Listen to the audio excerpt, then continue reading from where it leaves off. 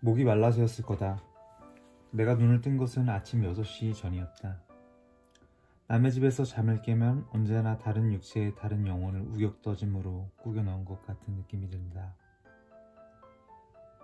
가까스로 좁은 침대에서 기어나와 문 옆에 있는 작은 싱크대에서 말처럼 물을 몇 잔 계속 마시고 나서 침대로 돌아왔다.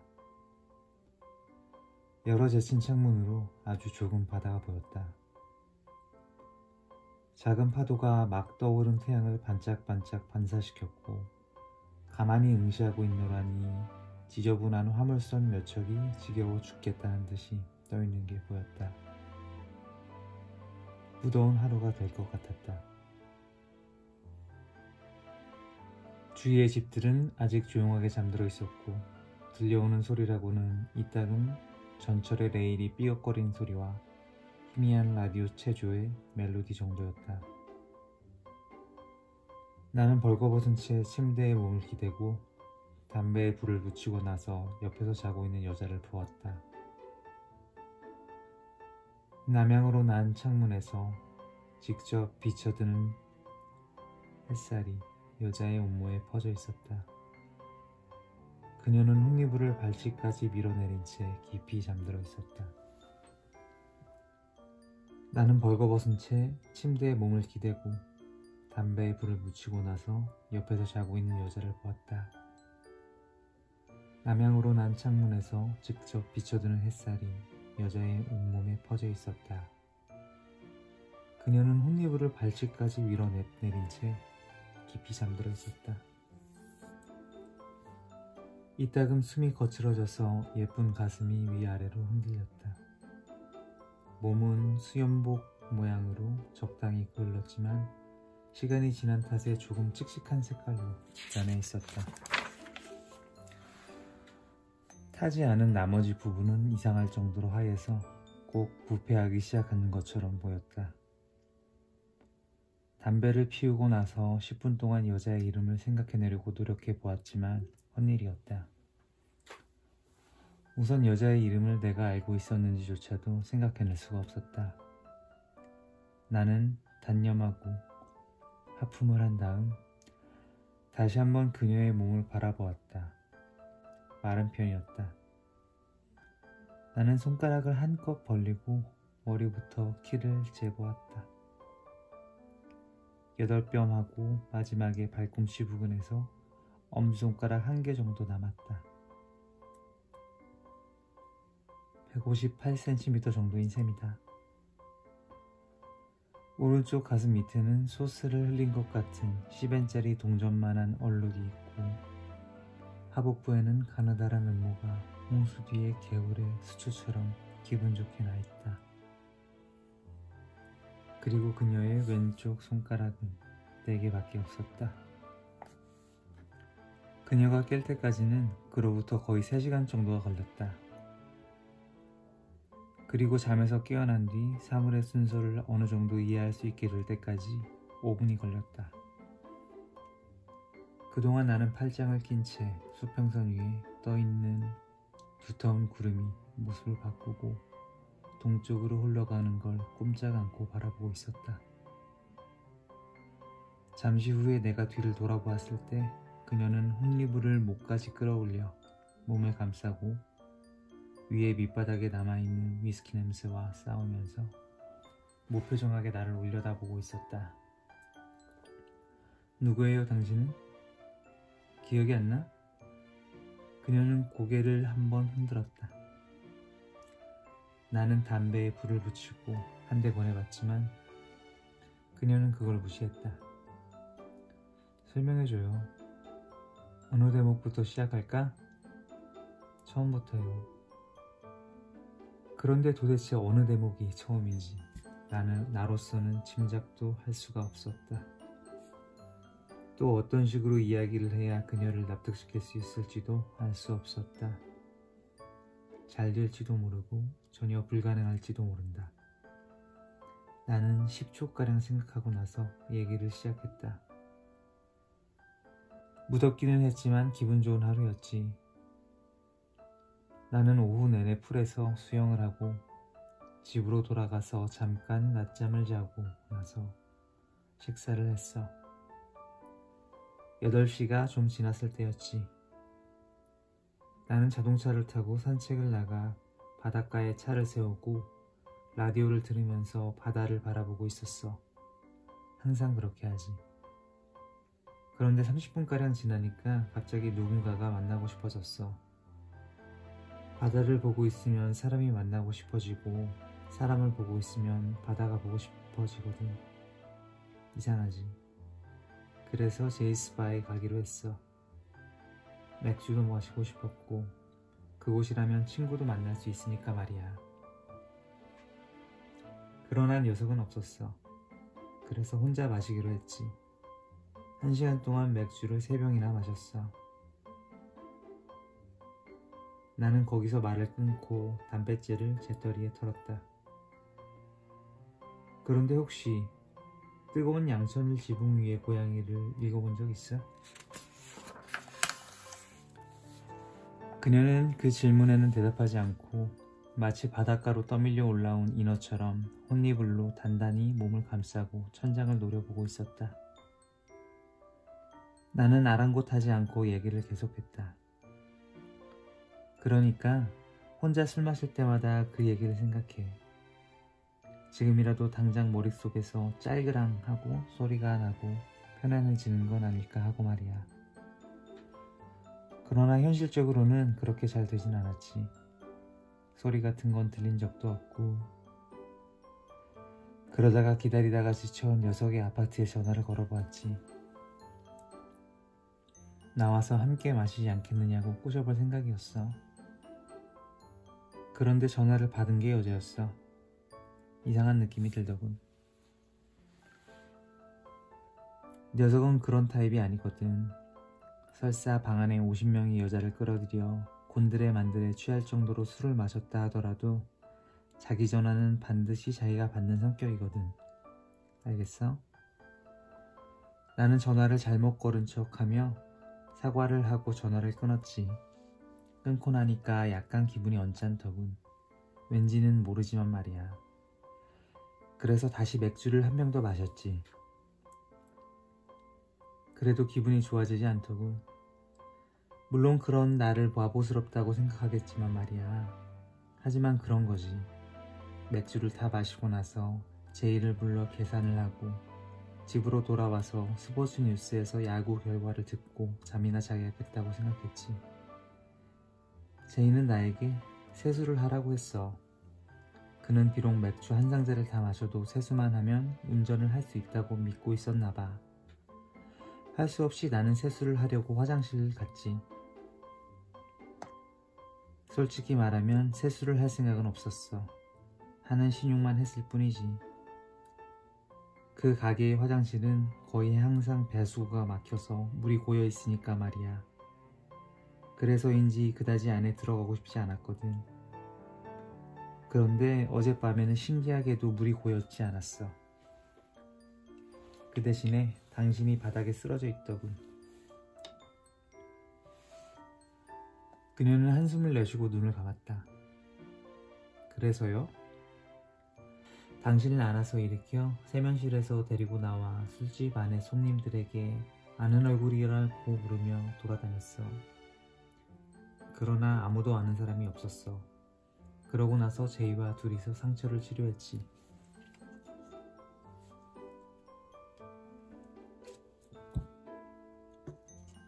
상처요? 넘어졌을 때 어딘가에 모서리에 머리를 부딪힌 것 같았어. 하지만 큰 상처는 아니었지. 그녀는 고개를 끄덕이고 혼이불 속에서 손을 내밀어 손가락 끝으로 이마의 상처를 살짝 만져보았다. 그러고는 제이와 의논을 했어. 어떻게 하면 좋을까 하고. 결국 내가 집까지 데려다 주기로 했지. 당신 핸드백을 뒤져보니까 지갑과 열쇠고리와 당신에게 온 엽서 한 장이 있더군.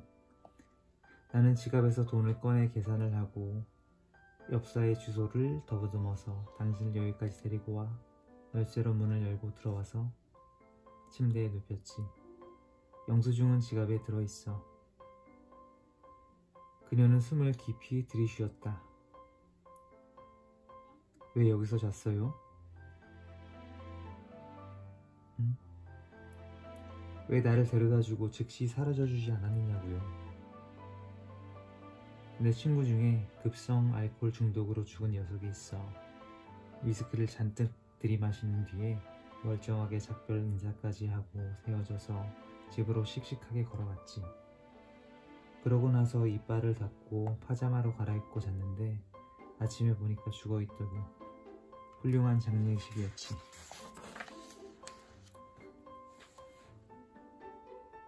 그래서 나를 밤새껏 간호했다는 얘긴가요? 사실은 4시쯤에 돌아갈 생각이었어. 그런데 그만 잠이 들어버린 거야. 아까 일어났을 때도 돌아갈까 생각은 했는데 그만두었지. 왜요? 최소한 무슨 일이 있었는지 당신에게 설명은 해줘야 된다고 생각했어. 굉장히 친절하시군요. 나는 그녀의 말속에 가득 담겨있는 독을 목을 움츠리며 피했다. 그러고는 구름을 바라보았다. 내가 무슨 얘기를 했나요? 조금. 어떤 얘기를 하던가요? 여러 얘기였지. 하지만 모두 잊어버렸어. 별로 중요한 얘기가 아니었어. 그녀는 눈을 감은 채 목구멍 속에서 신음소리를 냈다. 엽서는요? 핸드백 속에 들어있어. 읽었어요? 아니. 왜요? 글쎄, 읽을 필요가 전혀 없었으니까. 나는 지겹다는 듯이 그렇게 말했다. 그녀의 말투에는 나를 짜증스럽게 만드는 뭔가가 있었다. 그것을 제외하면 그녀는 내가 뭔가를 그리워하도록 만들었다. 먼 옛날의 그 무엇이다. 좀 더 정상적인 상황에서 만났다면 우리는 좀 더 즐거운 시간을 보낼 수 있었을지도 모른다. 그런 느낌이 들었다. 그러나 실제로 극히 정상적인 상황에서 여자를 만난다고 하는 것이 어떤 건지 나로서는 전혀 짐작조차 할 수가 없다. 몇 시죠? 그녀가 물었다. 나는 약간 안심하고 책상 위에 전기시계를 바라보고 나서 잔에 물을 따라가지고 돌아왔다. 9시. 그녀는 힘없이 고개를 끄덕이고 나서 몸을 일으켜 벽에 기댄 채 단숨에 물을 들이켰다. 많이 마셨나요? 상당히 많이 마셨더군. 나 같으면 뻗었을 거야. 죽을 것만 같아요. 그녀는 머리맡에 담배를 집어들고 불을 붙이더니 탄식과 함께 연기를 뿜어냈다. 그러고 나서는 갑자기 성냥개 위를 열려있는 창문을 통해 항구 쪽으로 던졌다. 옷을 집어줘요. 어떤 옷? 그녀는 담배를 문 채 다시 한번 눈을 감았다. 아무거나 좋아요. 제발 부탁이니까 질문을 하지 마세요. 나는 침대 맞은편에 있는 옷장 문을 열고 잠시 망설이다가 소매 없는 푸른색 원피스를 골라서 그녀에게 건네주었다. 그녀는 속옷도 입지 않고 머리부터 훌렁 뒤집어 쓰더니 자기 손으로 등에 지퍼를 올리고 나서 다시 한번 한숨을 내쉬었다.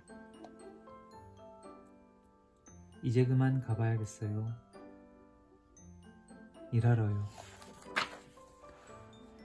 그녀는 그렇게 내뱉듯 말하고는 휘청이면서 침대에서 일어났다.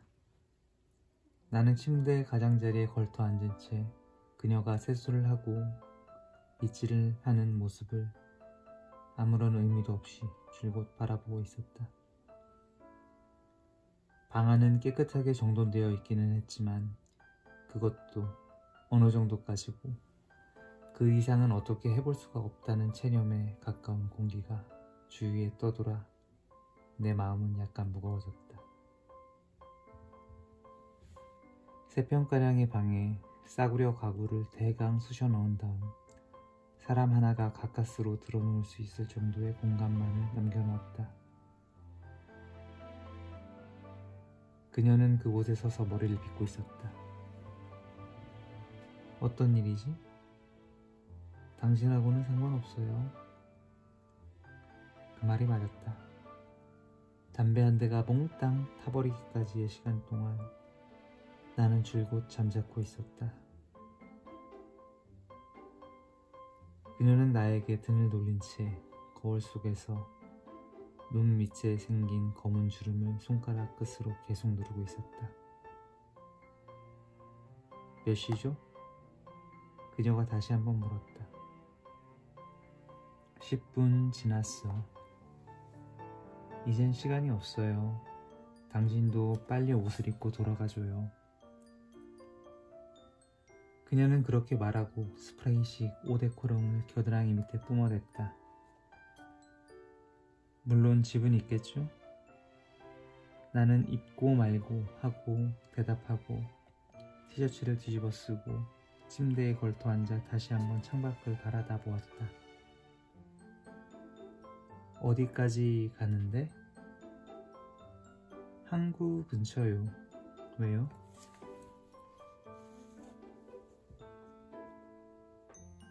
차로 데려다 주려고. 늦지 않을 거야. 그녀는 한 손에 빗을 옮겨준 채 당장이라도 울음을 터뜨릴 것 같은 눈으로 나를 바라보았다. 울어버리면 마음이 편해질 텐데 하고 나는 생각했다. 그러나 그녀는 울지 않았다. 이봐요. 이것만은 기억해 두세요. 분명히 나는 술을 많이 마셨고 엉망으로 취했어요. 그러니까 뭔가 좋지 못한 일이 있었다 하더라도 그건 내 책임이에요. 그녀는 그렇게 말하고는 거의 기계적으로 빗을 몇 번인가 손바닥에 탁탁 쳤다. 나는 잠자코 다음 얘기를 기다렸다. 그렇죠? 그렇겠지. 하지만요, 의식을 잃은 여자와 자는 인간은 최악이라고요. 그렇지만 나는 아무 짓도 안 했어. 그럼 왜 내가 발가벗고 있었죠? 당신이 자기 손으로 벗더군. 믿을 수 없어요. 그녀는 빗을 침대 위에 던지고 핸드백 속에 지갑과 립스틱과 두통약과 자질구레한 것들을 집어넣었다. 정말로 아무 짓도 하지 않았다는 걸 증명할 수 있어요? 직접 조사해보면 될 것 아니야? 어떡해요? 그녀는 분명히 진지하게 화를 내고 있는 것 같았다. 맹세한다니까. 믿을 수 없어요. 믿을 수밖에 없잖아. 나는 그렇게 말했다. 그리고 불쾌해졌다. 그녀는 더 이상 얘기하는 걸 단념하고 나를 방 밖으로 몰아낸 뒤 자신도 밖으로 나와 문을 잠갔다. 우리는 한마디도 하지 않고 강가의 아스팔트 길을 따라 차를 세워놓은 공터까지 걸어갔다.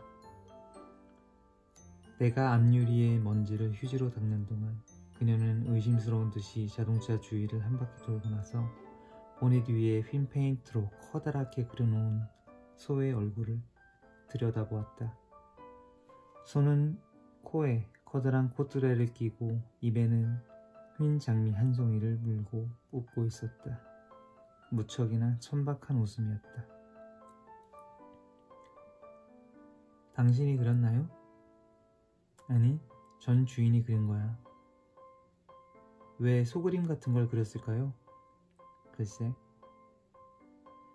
그녀는 두 걸음 물러서서 다시 한번 소 그림을 바라보고 얘기를 너무 많이 한 걸 후회하는지 입을 다물고 차에 올라탔다. 차 안은 지독하게 더워 항구에 도착할 때까지 그녀는 한마디도 하지 않고 흐르는 땀을 수건으로 계속 닦으면서 쉴 새 없이 담배를 피워댔다. 불을 붙여서 3모금가량 빨고는 필터에 묻은 립스틱을 점검이라도 하는 듯이 들여다보고 난 뒤 그걸 차의 재떨이에 비벼 끄고는 다시 다음 담배에 불을 붙였다. 저 어젯밤 일 말인데요. 도대체 무슨 얘기를 했나요? 차에서 내릴 때가 되자 갑자기 그녀가 물었다. 여러 가지 얘기를 하더군. 한 가지만이라도 좋아요. 가르쳐 주세요. 케네디 얘기를 했어. 케네디요? 존 F. 케네디. 아무것도 기억나지 않아요. 차에서 내릴 때 그녀는 아무 말 없이 1,000엔짜리 지폐 한 장을 백미러 뒤에 끼워놓고 나갔다.